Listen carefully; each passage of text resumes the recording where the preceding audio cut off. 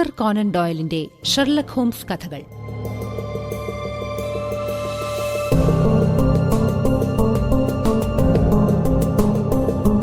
നെപ്പോളിയന്റെ 6 തലകൾ.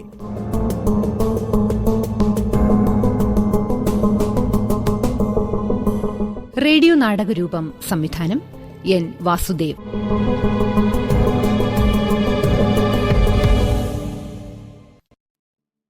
അന്ന് വൈകുന്നേരം ലോകത്തിലെ ഏറ്റവും പ്രസിദ്ധമായ കുറ്റാന്വേഷണ ഏജൻസിയായ സ്കോട്ട്ലാൻഡ് യാർഡിലെ ഇൻസ്പെക്ടർ ലെസ്ട്രേഡ് ലണ്ടനിലെ ബേക്കർ തെരുവിലെ 221B എന്ന ഞങ്ങളുടെ വീട്ടിൽ വന്നിരുന്നു. പോലീസ് അന്വേഷിക്കുന്ന പല കേസുകളെക്കുറിച്ചും എൻ്റെ കൂട്ടുകാരൻ ഷെർലോക്ക് ഹോംസിന് വിവരങ്ങൾ കിട്ടുന്നത് എലിയുടെ മുഖമുള്ള ഈ ലെസ്ട്രേഡിൽ നിന്നാണ്.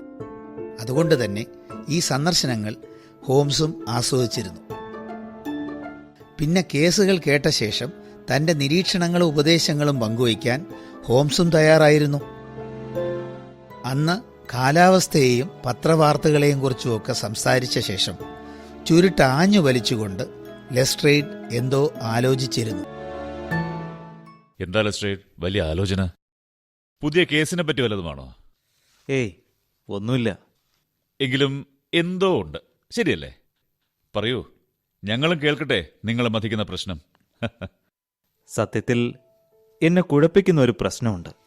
പക്ഷേ അതത്ര പ്രാധാന്യമുള്ളതാണോ എന്ന് തോന്നുന്നില്ല. അതുകൊണ്ടാണ് പറയാതിരുന്നത്.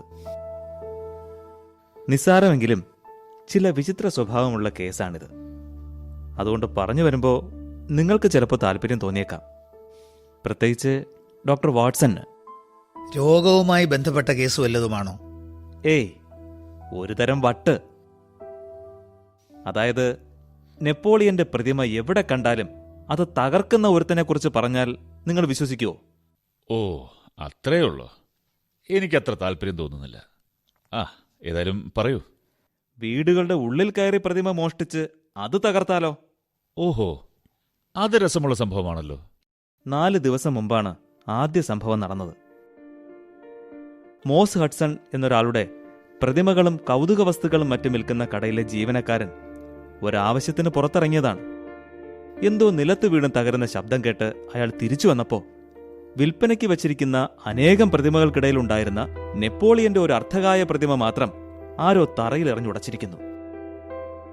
ആരാണത് ചെയ്തതെന്ന് അറിയാൻ കഴിഞ്ഞില്ലേ? ഒരാൾ ആ കടയിൽ നിന്ന് ഇറങ്ങി ഓടിപ്പോകുന്നത് പലരും കണ്ടെങ്കിലും ആളെ പിടികിട്ടിയില്ല. വെറുതെ ഒരു രസത്തിന് വേണ്ടി ചെയ്തതാകാമെന്ന് കരുതി ആരും കാര്യമാക്കിയില്ല. മാത്രമല്ല, ആ പ്രതിമ വലിയ വിലയുള്ളതല്ലായിരുന്നു. ശരി, എന്നിട്ട്? പ്രശ്നം തുടങ്ങുന്നതേ ഉണ്ടായിരുന്നുള്ളൂ. ഇതിലും വിചിത്രമാണ് തുടർന്നുള്ള സംഭവങ്ങൾ. ഈ കടയിൽ നിന്ന് ഏതാനും വാര അകലെ ബാർണിക്കോട്ട് എന്നൊരു ഡോക്ടറുടെ വീടുണ്ട്. പിന്നെ അദ്ദേഹം പ്രസിദ്ധനായ ഡോക്ടറല്ലേ? അതെ, നെപ്പോളിയൻ ചക്രവർത്തിയുടെ വലിയ ആരാധകനാണ് ഈ ഡോക്ടർ. പഠനമുറി മുഴുവൻ നെപ്പോളിയന്റെ ചിത്രങ്ങളും പ്രതിമകളും ചരിത്ര പുസ്തകങ്ങളുമാണ്. 2 മൈൽ അകലെ അദ്ദേഹം ഒരു ഡിസ്പെൻസറി നടത്തുന്നുണ്ട്. കുറച്ചു ദിവസങ്ങൾക്ക് മുൻപ് ഈ ഡോക്ടർ മുൻപ് പറഞ്ഞ കടയിൽ നിന്നും നെപ്പോളിയന്റെ 2 പ്രതിമകൾ വാങ്ങി ഒന്ന് വീട്ടിലും മറ്റേത് ഡിസ്പെൻസറിയിലും വച്ചു. ഇന്നലെ രാത്രി ആരോ അദ്ദേഹത്തിന്റെ വീട്ടിൽ കയറി ആ പ്രതിമ മോഷ്ടിച്ചു.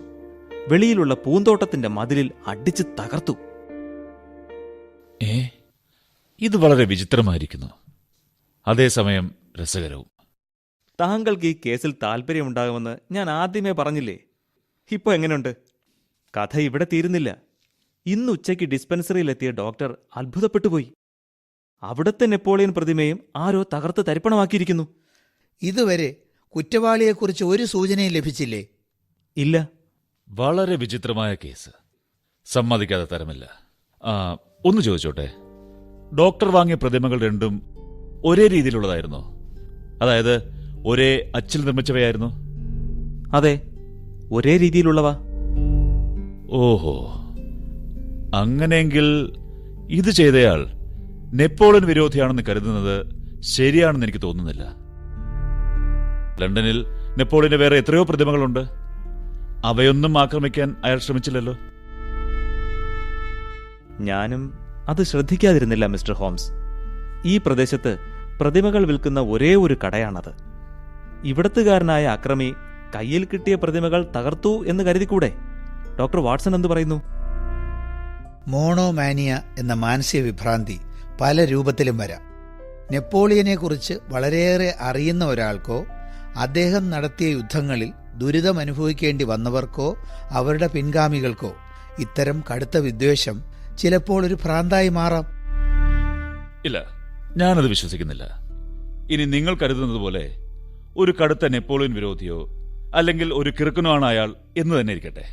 പക്ഷേ പ്രതിമകൾ ഇരിക്കുന്ന സ്ഥലങ്ങൾ ഇത്ര കൃത്യമായ അയാൾ എങ്ങനെ അറിഞ്ഞു? ഞാൻ ഒരു കാര്യം കൂടി ശ്രദ്ധിച്ചു. ഡോക്ടർ ബാർണിക്കോട്ടിന്റെ വീട്ടിലിരുന്ന പ്രതിമ അയാൾ വീട്ടിലെ ഒരാളെപ്പോലും ഉണർത്താതെ പുറത്ത് കൊണ്ടുപോയാണ് തകർത്തത്. പക്ഷെ ആൾ താമസമില്ലാത്ത ഡിസ്പെൻസറിയിലാകട്ടെ അതിരുന്നിടത്ത് വെച്ച് തന്നെ അത് തകർത്തു. പ്രത്യക്ഷത്തിൽ നിസ്സാരമെന്ന് തോന്നാമെങ്കിലും ഈ സംഭവങ്ങൾ അങ്ങനെ തള്ളിക്കളയാനാവില്ല. ഓ, സമയം വൈകുന്നു. ശരി, ഞാൻ ഇറങ്ങുന്നു. ഏതായാലും പ്രതിമ തകർക്കൽ സംബന്ധിച്ച് എന്തെങ്കിലും പുതിയ സംഭവ വികാസങ്ങൾ ഉണ്ടാകുന്നുവെങ്കിൽ എന്നെ അറിയിക്കാൻ മറക്കണ്ട ലെസ്ട്രേഡ്. ശരി മിസ്റ്റർ ഹോംസ്.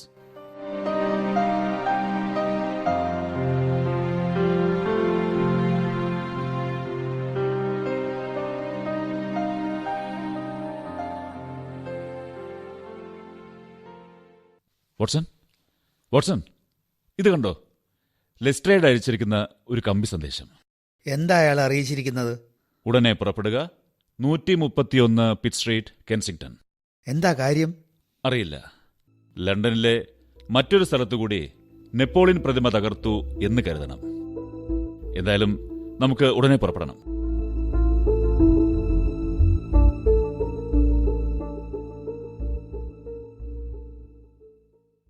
ലണ്ടനിൽ എനിക്ക് അധികം പരിചയമില്ലാത്ത സ്ഥലമാണിത്.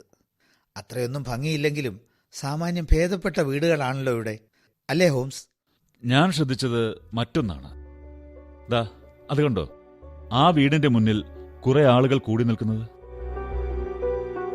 അതെ അതെ, വലിയൊരു കൂട്ടം തന്നെ ഉണ്ടല്ലോ.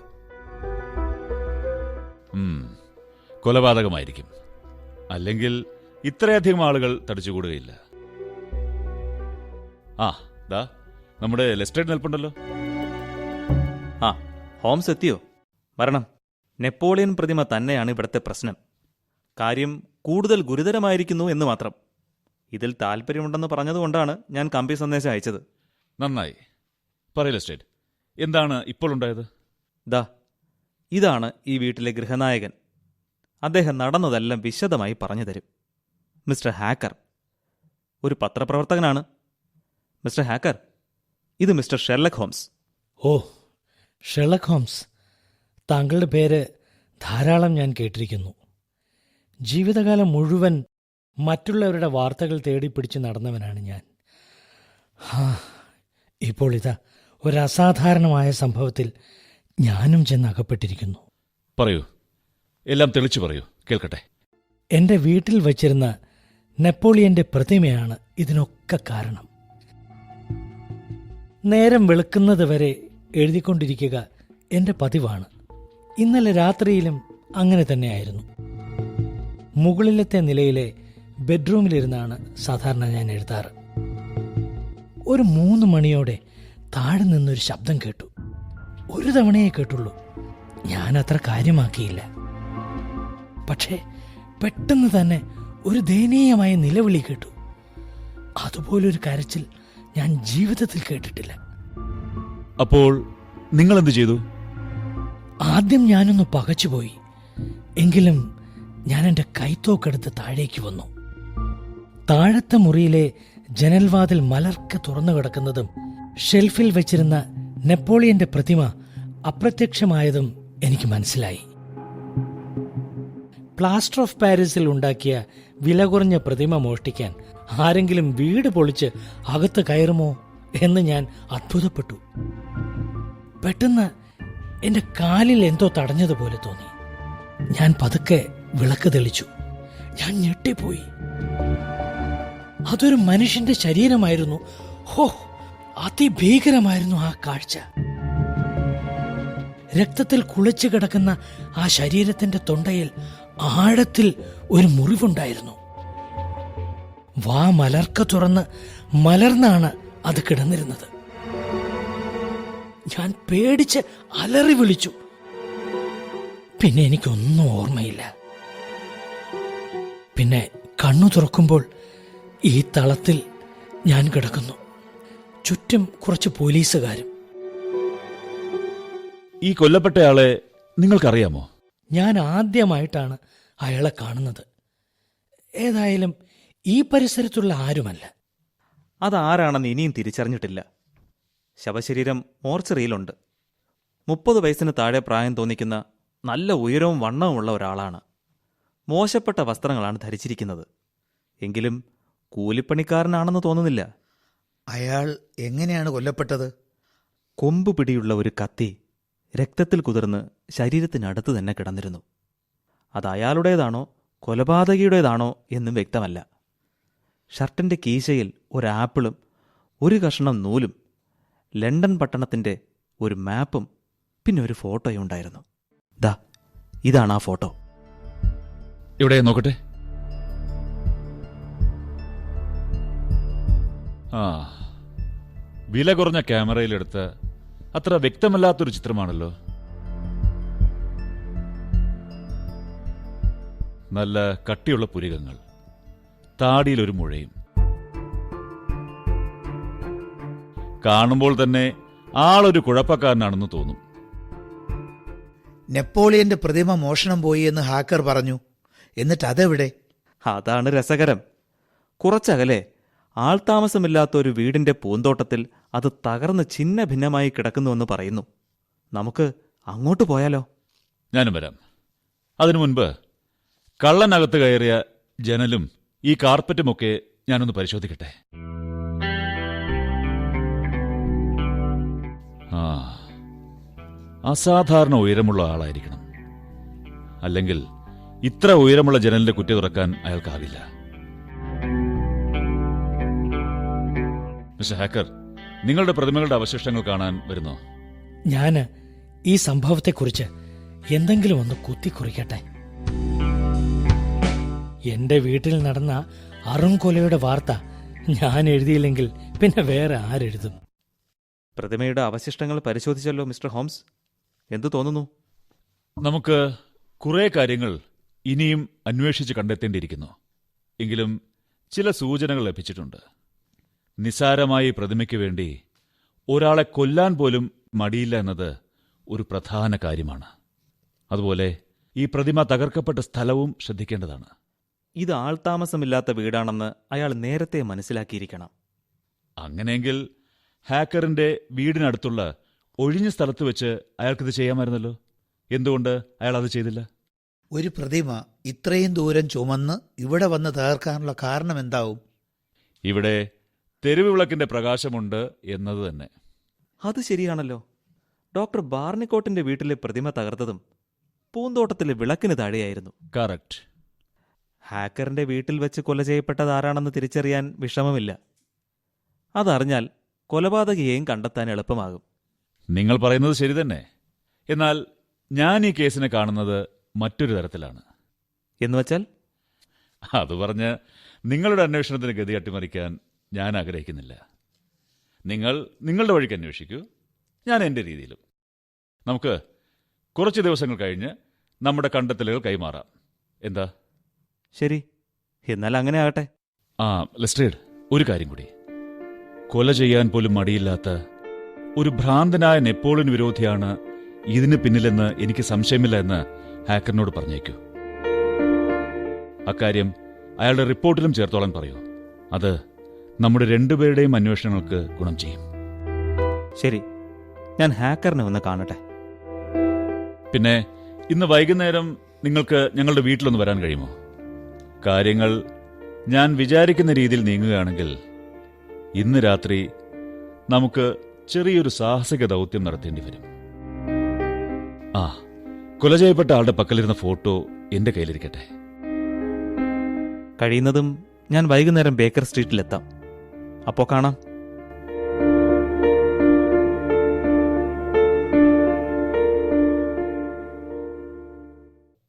വാട്സൺ, നമുക്ക് ഡോക്ടർ ബാർണിക്കോട്ട് നെപ്പോളിയൻ പ്രതിമകൾ വാങ്ങിയ കട വരെ ഒന്ന് പോകാം. ആ പ്രതിമകൾ ആ കടയിൽ എവിടെ നിന്ന് വന്നു എന്നറിയാനാണ് എന്റെ ശ്രമം. അതുവഴി ഒരുപക്ഷെ എന്തുകൊണ്ടവ മോഷണം പോകുന്നു എന്ന് മാത്രമല്ല, എന്തുകൊണ്ടവ തകർക്കപ്പെടുന്നു എന്നതിന്റെ കാരണം കൂടി നമുക്ക് കണ്ടെത്താനാവും. ശരി ഹോംസ്, നമുക്ക് എത്രയും വേഗം അങ്ങോട്ട് പോകാം.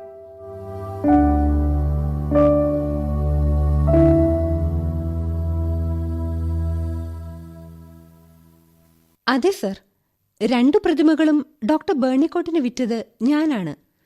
എന്നാലും ഇത് വിശ്വസിക്കാനാവുന്നില്ല. ഏതോ ഒരു ഭ്രാന്തൻ തന്നെയാണ് ഇതിനു പിന്നിൽ. പക്ഷേ എന്തിനാണ് അയാൾ ആ വില കുറഞ്ഞ പ്രതിമ കണ്ടുപിടിച്ച് തകർക്കുന്നത്?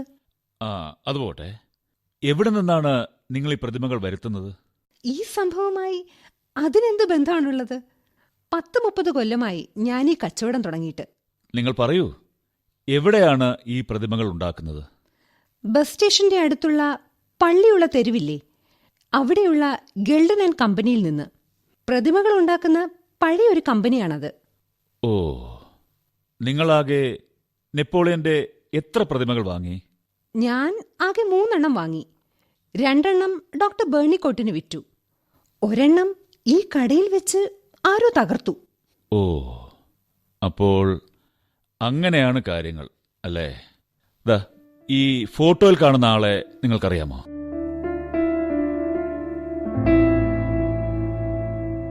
ഇത് നമ്മുടെ ബെപ്പോ അല്ലേ? ഓഹോ, എന്താ നിങ്ങൾക്കറിയാമോ? പിന്നെ, ഇയാൾ ഈ കടയിൽ കഴിഞ്ഞ ആഴ്ച വരെ ജോലിക്കാരനായിരുന്നു. പ്രതിമ ഉണ്ടാക്കാനൊക്കെ അറിയാമെന്നാ എന്നോട് പറഞ്ഞത്. ഈ കഴിഞ്ഞ ആഴ്ച വരെ ഇവിടെ ഉണ്ടായിരുന്നു. പിന്നെന്തോ ജോലി മതിയാക്കിപ്പോയി. പിന്നെ ഒരു വിവരവും ഇല്ല. ആളെങ്ങനെ, കുഴപ്പക്കാരനായിരുന്നോ? ഏയ്, പാവം. അയാളെ കൊണ്ട് ഒരു ഉപദ്രവവും എനിക്കുണ്ടായിട്ടില്ല. അയാൾ ഇവിടെ ജോലി ചെയ്തിരുന്നപ്പോഴാണോ ഇവിടെ വെച്ച് ആ പ്രതിമ ആരോ തകർത്തത്? അല്ല, അയാൾ പോയി കഴിഞ്ഞിട്ടാ. അയാളെക്കുറിച്ച് കൂടുതൽ എന്തെങ്കിലും അറിഞ്ഞാൽ ഞങ്ങൾ അറിയിക്കണം. തീർച്ചയായും. തൽക്കാലം ഞങ്ങൾ ഇറങ്ങുന്നു.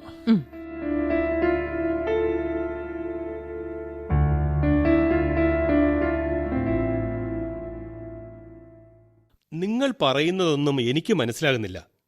ഏതാണ്ട് 40-ലധികം വർഷമായി ഞങ്ങൾ പ്രതിമകൾ ഉണ്ടാക്കി വിൽക്കുന്നു. ഇതുവരെ ആരും ഒരു കുറ്റവും പറഞ്ഞിട്ടില്ല.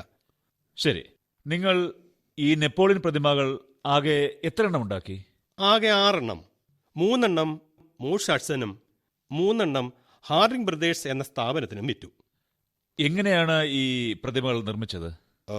അങ്ങനെ ചോദിച്ചാൽ, പ്രതിമയുടെ 2 വശങ്ങളുടെയും മോൾഡുകൾ ഉണ്ടാക്കി അതിൽ പ്ലാസ്റ്റർ നിറച്ച് യോജിപ്പിക്കുകയാണ് ചെയ്യാറ്. ഓ, ഈ ഫോട്ടോ കണ്ടോ? ഇയാളെ നിങ്ങൾക്ക് പരിചയമുണ്ടോ? ഇവനെയോ? ദ്രോഹി! മാന്യമായി പ്രവർത്തിച്ചുകൊണ്ടിരുന്ന ഒരു സ്ഥാപനമാണിത്. ഇവൻ കാരണമാണ് ഇവിടെ പോലീസ് വന്നത്. നിങ്ങൾ തെളിച്ചു പറയൂ. ഏതാണ്ട് 1 വർഷം മുമ്പ് ഇവൻ ഒരു കത്തിക്കുത്ത് കേസിൽപ്പെട്ടു.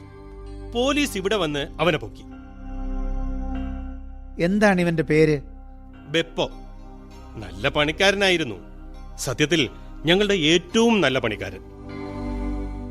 അന്ന് ഇയാൾക്ക് എന്ത് ശിക്ഷയാണ് ലഭിച്ചത് എന്നറിയാമോ? ഏതാണ്ട് 1 കൊല്ലത്തോളം ജയിലിലായിരുന്നു എന്നാണ് അറിഞ്ഞത്. ഇപ്പൊ പുറത്തിറങ്ങി കാണും. ഏതായാലും ഇങ്ങോട്ട് വന്നില്ല. ഒരു സഹായം കൂടെ ചെയ്യാമോ? ഈ പ്രതിമകൾ എന്നാണ് നിങ്ങൾ വിറ്റത് എന്ന് പറഞ്ഞു തരാമോ? താങ്കളുടെ രജിസ്റ്ററിൽ കാണില്ലേ? നോക്കട്ടെ.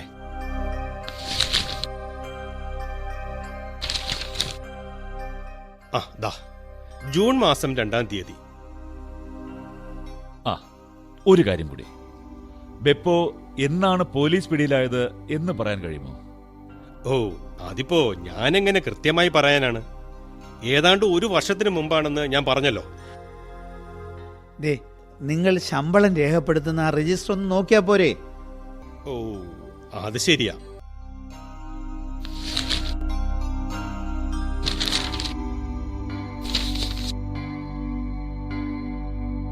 അതെ, അവസാനം അവൻ ശമ്പളം പറ്റിയിരിക്കുന്നത് മെയ് 20-ാം തീയതിയാണ്. ശരി, വളരെ നന്ദി.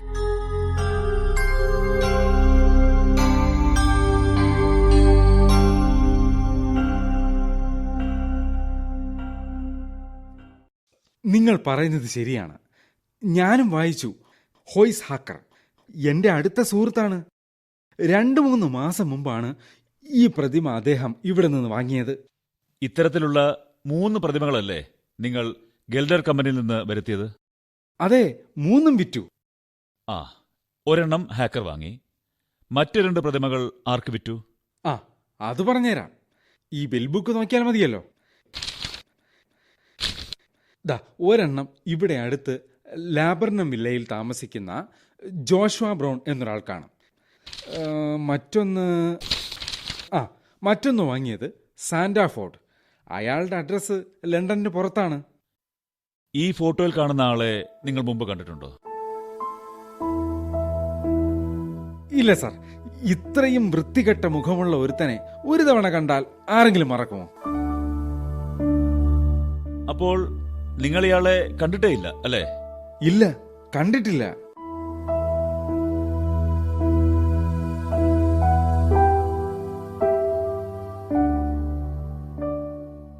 ആ, ഞാൻ നിങ്ങളെ കുറേ നേരമായി കാത്തിരിക്കുകയായിരുന്നു ഹോംസ്. കേസന്വേഷണത്തിന്റെ പുരോഗതി എങ്ങനെയുണ്ട്? വലിയ തിരക്കുള്ള ദിവസമായിരുന്നു. പ്രതിമ ഉണ്ടാക്കിയവരെയും അവ വിറ്റവരെയും ഒക്കെ ഞങ്ങൾ കണ്ടു. ഇപ്പോൾ അതിന്റെ തുടക്കം മുതലുള്ള ചരിത്രം എനിക്കറിയാം. പ്രതിമയുടെ ചരിത്രമോ? ഞാനൊന്നും പറയുന്നില്ല. താങ്കൾക്ക് അന്വേഷണത്തിന് പ്രത്യേക രീതികളുണ്ടല്ലോ. എന്തായാലും ഞാൻ ഇന്ന് ഈ കേസിൽ വഴിത്തിരിവുണ്ടാക്കുന്ന കുറെ കാര്യങ്ങൾ ചെയ്തു. ആ കൊല്ലപ്പെട്ടയാളെ ഞാൻ തിരിച്ചറിഞ്ഞു. ആണോ? വളരെ നന്നായി. അത് മാത്രമല്ല, കൊലപാതകത്തിന്റെ കാരണവും ഞാൻ തിരിച്ചറിഞ്ഞു കഴിഞ്ഞു. ഓഹോ, കൊല്ലാം ലെസ്ട്രേഡ്, ഉഗ്രൻ. അതെങ്ങനെ? ഇൻസ്പെക്ടർ ഹില്ലിന് ആളെ കണ്ട ഉടൻ മനസ്സിലായി.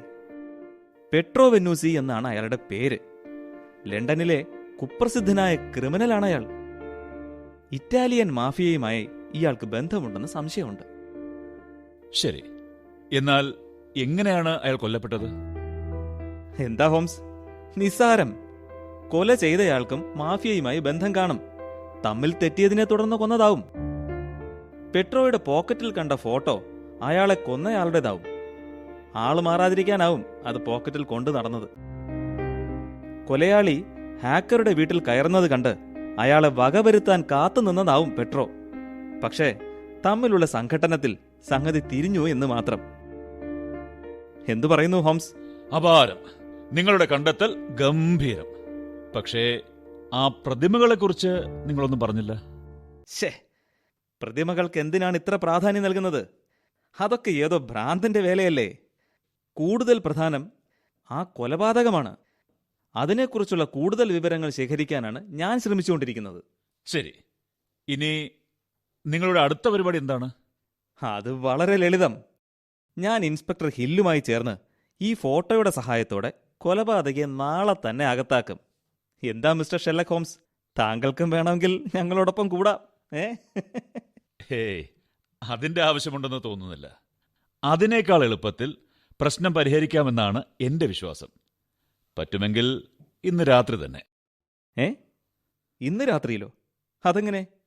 ലാബർനാം വില്ല എന്നൊരു വീട്ടിലേക്ക് ഞാൻ ഇന്ന് രാത്രി പോകും. നിങ്ങൾക്കും എന്നോടൊപ്പം വരാം. എങ്കിൽ ഞാൻ നാളെ നിങ്ങളോടൊപ്പം കൂടാം. എന്താ ലെസ്ട്രേഡ്, എന്തു പറയുന്നു? എപ്പോഴാണ് ഞാൻ വരേണ്ടത്? രാത്രി 11 മണിയോടെ. രാവിലെ തിരിച്ചെത്താം. ശരി, ഞാൻ വരാം. എനിക്കും അറിയണമല്ലോ. ഹോംസ്, ഇത് കണ്ടോ? പത്രത്തിൽ ഹാക്കർ എഴുതിയ റിപ്പോർട്ട്. ഒന്ന് ഉറക്കെ വായിക്കൂ വാട്സൺ. ഈ സംഭവങ്ങൾ ബോധപൂർവം നടത്തിയ കുറ്റകൃത്യങ്ങളല്ലെന്നും ഏതോ ഭ്രാന്തന്റെ മാനസിക വിഭ്രാന്തിയാണെന്നുള്ള കാര്യത്തിൽ സ്കോട്ട്ലാൻഡ് യാർഡിന്റെ ഇൻസ്പെക്ടർ ലെസ്ട്രേഡിനും പ്രസിദ്ധ കുറ്റാന്വേഷകൻ ഷെർലോക്ക് ഹോംസിനും 2 അഭിപ്രായമില്ല. എന്താ, ശരിയല്ലേ? എനിക്ക് ഒരാൾക്ക് ഒരു കമ്പി സന്ദേശം അയക്കാനുണ്ട്. ഞാനിതാ വരുന്നു.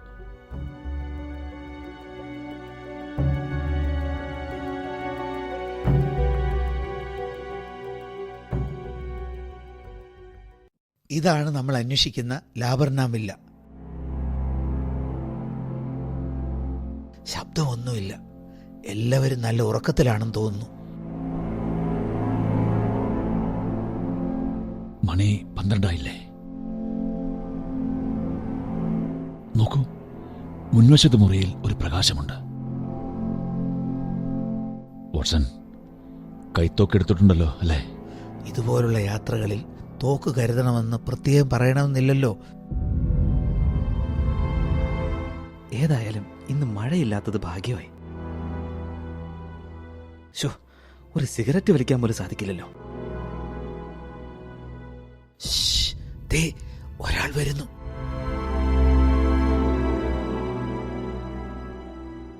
അയാൾ പതുക്കെ ഗേറ്റ് തുറന്ന് അകത്തേക്ക് കടക്കുകയാണ്. ഓ, എന്തൊരു ആത്മവിശ്വാസം! അവൻ ചുറ്റുപാടും നോക്കുന്ന പോലുമില്ല. നേരെ വീട്ടിലേക്ക് നടക്കുകയാണ്. വരൂ, നമുക്ക് പിറകെ പോകാം. പതുക്കെ. നോക്കൂ, അവൻ ആ ജനൽപാളി തുറക്കുകയാണ്. അത് കുറ്റിയിട്ടിട്ടില്ലായിരുന്നു എന്ന് തോന്നുന്നു. കണ്ടില്ലേ, വീട്ടുകാരുടെ അശ്രദ്ധ കള്ളന്മാർക്ക് കാര്യം എളുപ്പമാക്കുന്നത്.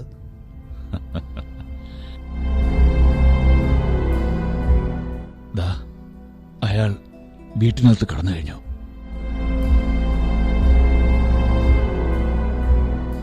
വരൂ, നമുക്ക് ആ ജനലിനടുത്ത് നിൽക്കാം.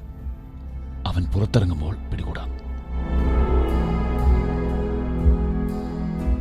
അകത്ത് അവൻ എന്തോ പരതുകയാണ്. പല സ്ഥലങ്ങളിൽ വെളിച്ചം മിന്നി മറയുന്നു.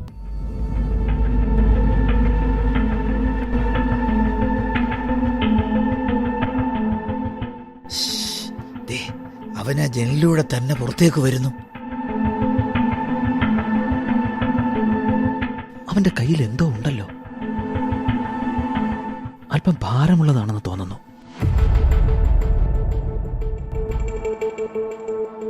അവൻ ഗേറ്റ് കടന്ന് പുറത്തേക്ക് പോവുകയാണ്.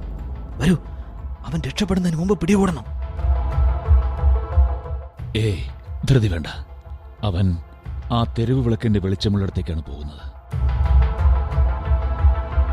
ചുറ്റുപാടും ശ്രദ്ധിക്കുന്നേയില്ല. ദേ, അവൻ കയ്യിലുള്ള സാധനം ഇറഞ്ഞുടയ്ക്കാൻ പോകുന്നു. വരൂ, അവനെ പിടിക്കാം.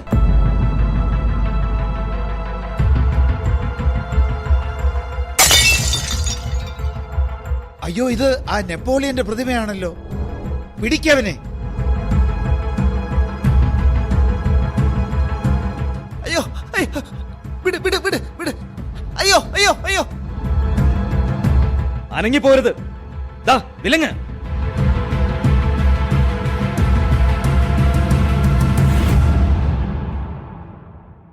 ദാ, ഇതാ ഫോട്ടോയിൽ കണ്ട ആളാണല്ലോ, ബെപ്പോ. ബഹളം കേട്ട് വീട്ടുകാരൊക്കെ ഉണർന്നു തോന്നുന്നു. നിങ്ങളാണ് ജോഷുവ ബ്രൗൺ അല്ലേ? അതെ, ഞാൻ ജോഷോ ബ്രൗൺ. ഷെർലക് ഹോംസ് അല്ലേ? താങ്കൾ കൊടുത്തയച്ച സന്ദേശം പോലെ ഞാൻ എല്ലാം ചെയ്തു. വാതിലുകൾ കുറ്റിയിടാതെ ഞാൻ അവനെ കാത്തിരിക്കുകയായിരുന്നു. ഓ, അപ്പോൾ അതാണ് കാര്യം. എല്ലാം ഹോംസ് പറഞ്ഞതുപോലെ ആയിരുന്നു അല്ലേ? അതാണ് അവൻ എളുപ്പത്തിൽ അകത്ത് കിടക്കാനായത്. ഇവനെ പരിശോധിച്ചപ്പോൾ ഒരു നീണ്ട കത്തിയും കുറച്ച് നാണയങ്ങളും കിട്ടിയിട്ടുണ്ട്. ഇവന്മാരുടെ മാഫിയയെക്കുറിച്ച് അറിയാവുന്ന ഇൻസ്പെക്ടർ ഹിൽ ബാക്കി കാര്യങ്ങൾ നോക്കിക്കൊള്ളും. ശരി മിസ്റ്റർ ഹോംസ്, താങ്കൾ ചെയ്ത ഉപകാരത്തിന് നന്ദി. ഇവനെ പിടികൂടാൻ ആവിഷ്കരിച്ച തന്ത്രം ഗംഭീരം. പക്ഷേ സംഗതികളുടെ കിടപ്പ് ഇനിയും എനിക്ക് പൂർണ്ണമായി മനസ്സിലായിട്ടില്ല. ഈ പാതിരയ്ക്ക് തന്നെ വേണോ വിശദീകരണങ്ങൾ? ആ, പിന്നെ ഇനിയും എനിക്ക് പിടികിട്ടേണ്ട കുറച്ച് കാര്യങ്ങൾ കൂടെയുണ്ട്. ഒരു കാര്യം ചെയ്യൂ ലെസ്റ്റേഡ്, നാളെ വൈകുന്നേരം ഒന്ന് ബേക്കർ സ്ട്രീറ്റ് വരെ വരൂ. അപ്പോൾ മനസ്സിലാകും കാര്യങ്ങൾ നിങ്ങൾ ഊഹിച്ചതുപോലെ അല്ല എന്ന്. നല്ല തണുപ്പ്, ഒരു ചൂട് കാപ്പി കുടിച്ചിട്ട് പോകാം. അതൊക്കെ പിന്നെ. ഞാൻ ഈ തകർന്ന നെപ്പോളിയൻ പ്രതിമയുടെ കഷ്ണങ്ങളൊന്ന് പരിശോധിക്കട്ടെ.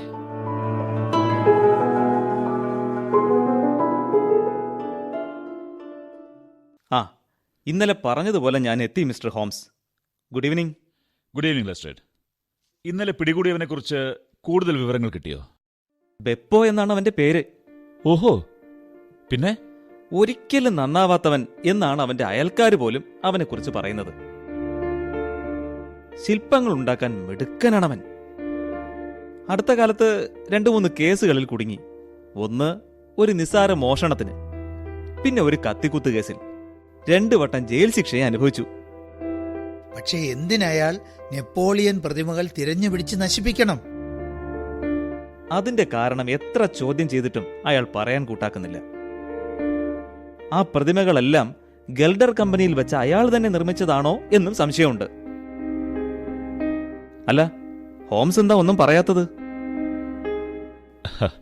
നിങ്ങൾ ഏറെ ബുദ്ധിമുട്ടിയിരിക്കുന്നു.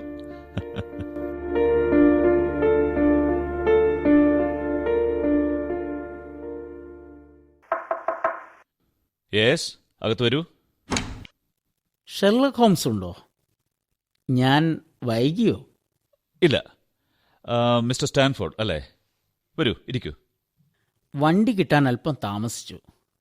ഞാൻ വാങ്ങിയ നെപ്പോളിയന്റെ പ്രതിമ താങ്കൾക്ക് ആവശ്യമുണ്ടെന്ന് അറിയിച്ചിരുന്നല്ലോ. അതെ, തീർച്ചയായും. താങ്കൾ അയച്ച കത്തിൽ അതിന് 10 പൗണ്ട് തരാമെന്നാണ് പറഞ്ഞിരുന്നത്. പൂർണ്ണമായും ശരിയാണ്. അത് എനിക്ക് തരൂ, ഞാൻ 10 പൗണ്ട് നൽകാം. ആ, അതുപോട്ടെ, എന്റെ കയ്യിൽ ആ പ്രതിമയുണ്ടെന്ന് താങ്കൾ എങ്ങനെ അറിഞ്ഞു? അത് നിസ്സാരമല്ലേ. ഹാർഡിംഗ് ബ്രദേഴ്സിൽ അന്വേഷിച്ചപ്പോൾ നിങ്ങൾ അവിടെ നിന്ന് ഈ പ്രതിമ വാങ്ങിയിട്ടുണ്ട് എന്നറിഞ്ഞു. മേൽവിലാസവും കിട്ടി. എന്ത് വിലയ്ക്കാണ് ഞാനിത് വാങ്ങിയതെന്ന് അവർ പറഞ്ഞോ? ഇല്ല, ഞാൻ ചോദിച്ചുമില്ല. ഞാൻ പണത്തിനു വേണ്ടിയാണ് വന്നതെങ്കിലും സത്യം പറയാതിരിക്കാൻ എനിക്കാവുന്നില്ല. വെറും 15 ഷില്ലിങ്ങിനാണ് ഞാനിത് വാങ്ങിയത്. ഇപ്പോൾ തരാമെന്ന് പറയുന്നത് എത്രയോ ഇരട്ടിയാണ്. താങ്കളുടെ സത്യസന്ധതയെ ഞാൻ അഭിനന്ദിക്കുന്നു. ഞാൻ നേരത്തെ പറഞ്ഞിരുന്നതുപോലെ 10 പൗണ്ട് നൽകി ഇത് വാങ്ങാൻ ഞാൻ ഇപ്പോഴും തയ്യാറാണ്. എന്താ, തരില്ലേ? തീർച്ചയായും. ഇതാ. ആദ്യമായിട്ടാണ് ഞങ്ങൾ തകർക്കപ്പെടാത്ത ഒരു നെപ്പോളിയന്റെ പ്രതിമ കാണുന്നത്. വളരെ നന്ദി. ഇതാ, ഞാൻ തരാമെന്ന് പറഞ്ഞ 10 പൗണ്ട്. പിന്നെ ഒരു കാര്യം, ഈ പ്രതിമയുടെ എല്ലാ അവകാശങ്ങളും എനിക്ക് നൽകിയിരിക്കുന്നുവെന്ന് ഇവരെ സാക്ഷികളാക്കി എഴുതി തരണം. അതിന് വിരോധമില്ലല്ലോ? കാര്യങ്ങളെല്ലാം നിയമപരമായി തന്നെ വേണമെന്ന് എനിക്ക് നിർബന്ധമുണ്ട്. പിന്നീട് പ്രശ്നമുണ്ടാകരുതല്ലോ. ഇതാ പേപ്പർ. അതിനെന്താ? ഇതാ നിങ്ങൾ പറഞ്ഞ സമ്മതപത്രം. ദാ 10 പൗണ്ട്. ശരി, അങ്ങനെ ആവട്ടെ. ഹോംസ്, നിങ്ങൾക്ക് ഭ്രാന്താണോ? ഈ വില കുറഞ്ഞ പ്രതിമ 10 പൗണ്ട് നൽകി വാങ്ങാൻ? വാട്സൺ, എങ്കിൽ ഇനി ഞാൻ ചെയ്യാൻ പോകുന്ന കണ്ട് നിങ്ങൾ അത്ഭുതപ്പെടരുത്. ഞാൻ ഈ പ്രതിമ തകർക്കാൻ പോവുകയാണ്. തകർക്കാനോ? 10 പൗണ്ട് നൽകി ഇപ്പോൾ വാങ്ങിയ പ്രതിമ തകർക്കാനോ? നിങ്ങൾക്കും പ്രതിമ തകർക്കൽ ഭ്രാന്ത് പകർന്നോ? ഇതാ, നിങ്ങൾ നോക്കിക്കോളൂ ലെസ്ട്രേഡ്. ഓ, അത് ചിന്നിച്ചിതറി പല കഷണങ്ങളായി. ഞാനിനി ഈ കഷ്ണങ്ങളൊക്കെ ഒന്ന് പരിശോധിക്കട്ടെ.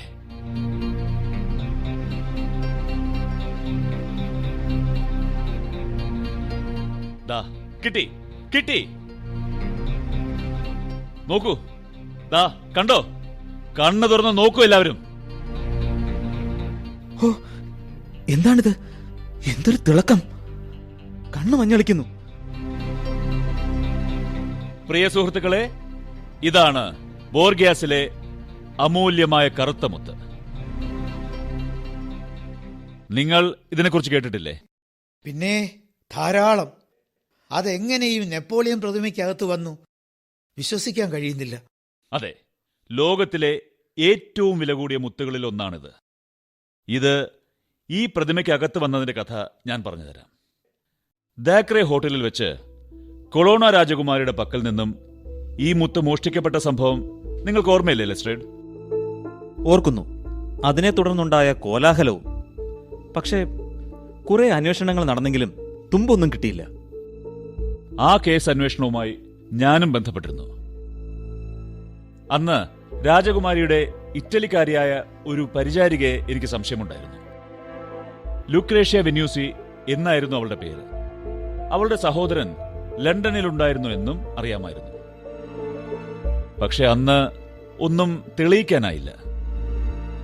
അന്വേഷണം ഒരിടത്തും എത്തിയുമില്ല. പിന്നെ ഇപ്പോൾ എങ്ങനെ സംശയം തോന്നി? 2 ദിവസം മുമ്പ് പെട്രോയുടെ പേര് കേട്ടപ്പോൾ എനിക്ക് സംശയം തോന്നി. പഴയ പത്രങ്ങൾ പരിശോധിച്ചപ്പോൾ മുത്ത് നഷ്ടപ്പെട്ട് 2 ദിവസം കഴിഞ്ഞാണ് ബെപ്പോ അറസ്റ്റ് ചെയ്യപ്പെട്ടത് എന്ന് മനസ്സിലായി. ഈ സമയത്ത് തന്നെയാണ് ഗെൽഡർ കമ്പനിയിൽ നെപ്പോളിയന്റെ പ്രതിമകളുടെ നിർമ്മാണം നടന്നുകൊണ്ടിരുന്നത്. ഓഹോ, അതാണ് അന്ന് ഹോംസ് ആ കമ്പനി ഉടമയോട് തീയതികളെ കുറിച്ച് ചോദിച്ചത്.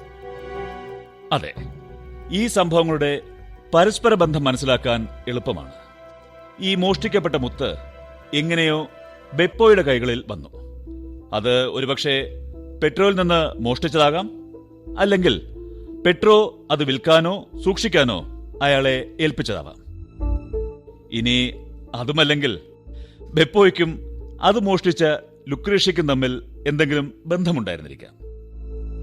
എന്തായാലും പോലീസ് അന്വേഷിച്ചുകൊണ്ടിരുന്ന സമയത്ത് അത് അയാളുടെ കയ്യിലുണ്ടായിരുന്നു എന്നതാണ് പരമപ്രധാനമായ കാര്യം. ഇപ്പൊ പിടികിട്ടി ഹോംസ്. പോലീസ് എത്തിയ നേരത്ത് ബെപ്പോ ആ മുത്ത് അയാൾ അപ്പോൾ നിർമ്മിച്ചുകൊണ്ടിരുന്ന പ്രതിമയിൽ ഒളിപ്പിച്ചു വെച്ചു, അതല്ലേ? കറക്റ്റ്. അവിടെ നിർമ്മിച്ച 6 പ്രതിമകളിൽ ഒന്നിൽ അയാൾ അത് ഒളിപ്പിച്ചു. ആർക്കും സ്വപ്നത്തിൽ പോലും കാണാൻ കഴിയാത്ത ഒരിടം, അല്ലേ? അതെ. ജയിൽവാസം കഴിഞ്ഞ് അയാൾ മടങ്ങി വന്നപ്പോൾ ആ 6 പ്രതിമകളും വിറ്റുകഴിഞ്ഞിരുന്നു. ലണ്ടനിലെ 2 കടകളിലായി. താൻ മുത്തൊളിപ്പിച്ചത് ഏതിലാണ് എന്ന് ബെപ്പോയ്ക്ക് അറിയില്ലായിരുന്നു. തന്ത്രശാലിയായ അയാൾ ബുദ്ധിപൂർവം തന്റെ പ്രവർത്തനം ആരംഭിച്ചു. ആ പ്രതിമകൾ എവിടെയെല്ലാമാണെന്ന് അന്വേഷണം ആരംഭിച്ചു. അങ്ങനെ അയാൾ ഡോക്ടർ ബാർണിക്കോട്ട് പ്രതിമകൾ വാങ്ങിയ കടയിൽ ജീവനക്കാരനായി കയറിക്കൂടി. 2 പ്രതിമകൾ ഡോക്ടർ വാങ്ങിയെന്ന് മനസ്സിലാക്കിയ അയാൾ അവ രണ്ടും തകർത്തു. ബാക്കി കടയിലുണ്ടായിരുന്നതും അയാൾ തകർത്തു. അതെ, അതിനകത്ത് നിധിയുണ്ടോ എന്നറിയാനായി. അയാൾ പ്രതിമകൾ തകർത്തത് വെളിച്ചത്തിലാണ്. അതുകൊണ്ട് തന്നെ ഈ വിചിത്രമായ പ്രവൃത്തി നെപ്പോളിയനോടുള്ള വിരോധം കൊണ്ടല്ല എന്ന് ഞാൻ ഊഹിച്ചു. പിന്നീട് അയാളുടെ ലക്ഷ്യം ഹാർഡിംഗ് സ്റ്റോർ വിറ്റ ആ പ്രതിമകളിലായി. ഹാക്കറുടെ വീട്ടിലെ പ്രതിമ ആക്രമിക്കാൻ ശ്രമിക്കുമ്പോഴാണ് പെട്രോയുടെ കൊലപാതകം നടത്തുന്നത്. മുത്ത് ബെപ്പോയുടെ കൈവശം ഉണ്ടെന്നറിഞ്ഞ പെട്രോ അയാളെ പിന്തുടർന്ന് ആക്രമിച്ചു കാണും. അതിനിടെ കൊല്ലപ്പെട്ടത് അയാളും. ബെപ്പോയുടെ കയ്യിലുണ്ടായിരുന്ന ആ നീളൻ കത്തി ഓർമ്മയില്ലേ? അതാണ് പെട്രോയുടെ കൊലയ്ക്ക് ഉപയോഗിച്ചത്. ശരി, താങ്കൾ ഇത്രയും പറഞ്ഞത് സമ്മതിച്ചു. പക്ഷേ ഇരുവരും കൂട്ടുകാരായിരുന്നുവെങ്കിൽ പെട്രോ എന്തിന് ബെപ്പോയുടെ ഫോട്ടോ കൊണ്ട് നടക്കണം? അത് ബെപ്പോയെ കണ്ടുപിടിക്കാനുള്ള ശ്രമത്തിൽ 3ാമത് ഒരാളോട് ചോദിക്കേണ്ടി വന്നാലോ എന്ന് കരുതിയാവണം അയാൾ ആ ഫോട്ടോ കൊണ്ടു നടന്നത്. അത് നമ്മുടെ അന്വേഷണത്തിന് ഏറെ പ്രയോജനപ്പെടുകയും ചെയ്തു. സത്യത്തിൽ അയാൾ പ്രതിമയ്ക്കുള്ളിലുള്ള എന്തോ തിരയുന്നു എന്നല്ലാതെ അത് മോഷ്ടിക്കപ്പെട്ട ബോർഗ്യാസ് മുത്താണ് എന്ന് ഞാൻ കരുതിയതേയില്ല. ഹാക്കറുടെ വീട്ടിലെ പ്രതിമ കൂടെ നശിപ്പിക്കപ്പെട്ടപ്പോൾ പിന്നെ അവശേഷിച്ചത് 2 എണ്ണം. അതിൽ അയാൾ ആദ്യം ഉന്നം വയ്ക്കുന്നത് ലണ്ടനിൽ തന്നെയുള്ള ലാബർനാം വില്ലയാകും എന്ന് ഞാൻ അനുമാനിച്ചു. അതുകൊണ്ട് ആ വീട്ടുകാരെ ഞാൻ നേരത്തെ വിവരമറിയിച്ച് അയാളെ കുടുക്കി. എന്തായാലും താങ്കളുടെ അന്വേഷണ രീതികൾ അപാരം. സംഭവങ്ങളുടെ പരസ്പര ബന്ധം മനസ്സിലാക്കിയാൽ ഇതൊക്കെ നിസ്സാരമാണ്. കൊല്ലപ്പെട്ട മനുഷ്യന്റെ പേരും പശ്ചാത്തലവും സംഭവങ്ങൾ നടന്ന തീയതികളും മറ്റും യുക്തി ഉപയോഗിച്ച് ബന്ധിപ്പിച്ച് ആലോചിച്ചപ്പോൾ അയാൾ അന്വേഷിക്കുന്നത് മോഷ്ടിക്കപ്പെട്ട അമൂല്യമായ കറുത്തമുത്ത് തന്നെയെന്ന് എനിക്ക് ഏതാണ്ട് തീർച്ചയായി. പിന്നെ അവശേഷിച്ച ഒറ്റ പ്രതിമയാണ് ഞാൻ പത്രത്തിൽ പരസ്യം നൽകി വലിയ വില കൊടുത്ത് വാങ്ങി നിങ്ങളുടെ കൺമുന്നിൽ വെച്ച് തകർത്ത് ആ മുത്ത് കണ്ടെത്തിയത്. ഹോംസ്, താങ്കൾ ധാരാളം കേസുകളുടെ കുരുക്കഴിക്കുന്നത് ഞാൻ കണ്ടിട്ടുണ്ട്. പക്ഷെ ഇത്രയും വിദഗ്ധമായ അന്വേഷണവും കൃത്യമായ അനുമാനവും താങ്കളെ സമ്മതിച്ചിരിക്കുന്നു. ലോകത്തിലെ ഏറ്റവും പ്രശസ്തമായ കുറ്റാന്വേഷണ ഏജൻസിയായ സ്കോട്ട്ലാൻഡ് യാർഡിന് താങ്കളെക്കുറിച്ച് അസൂയയും അഭിമാനവുമാണ്. ദയവ് ചെയ്ത് നാളെ തന്നെ ഞങ്ങളുടെ ഓഫീസിൽ വന്ന് അവിടെയുള്ള സർവരുടെയും അഭിനന്ദനം ഏറ്റുവാങ്ങണം. താങ്കളുടെ പ്രശംസയ്ക്ക് നന്ദി മിസ്റ്റർ ലെസ്ട്രേഡ്. വാട്സൺ, ഈ മുത്ത് സുരക്ഷിതമായി സേഫിൽ വെച്ചേക്കൂ. ലെസ്ട്രേഡ്, ഇനിയും ഇതുപോലുള്ള ചെറിയ പ്രശ്നങ്ങൾ വരുമ്പോൾ നിങ്ങൾക്ക് വേണ്ടി എന്നാലാവുന്നത് ചെയ്യാൻ എനിക്ക് സന്തോഷമേ ഉള്ളൂ. Good bye.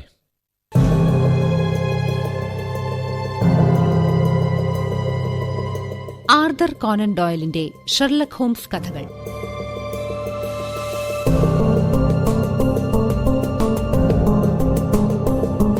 നെപ്പോളിയന്റെ 6 തലകൾ നാടകം സമാപിക്കുന്നു. കഥാപാത്രങ്ങളും ശബ്ദം നൽകിയവരും: Sherlock Holmes Arun Nair, doctor Watson doctor Thomas Mathew, Lestrade G Perumal, Harker G Sreeram, കടയുടമകൾ Manikandan Madavoor, Rakesh MS, Joshua Manesh MP, Stanford Biju Kalluvathukkal. സംവിധാന സഹായം VN ദീപ, അശ്വതി ബാലചന്ദ്രൻ. റേഡിയോ നാടകരൂപം സംവിധാനം N വാസുദേവ്. അവതരണം ആകാശവാണി തിരുവനന്തപുരം നിലയം.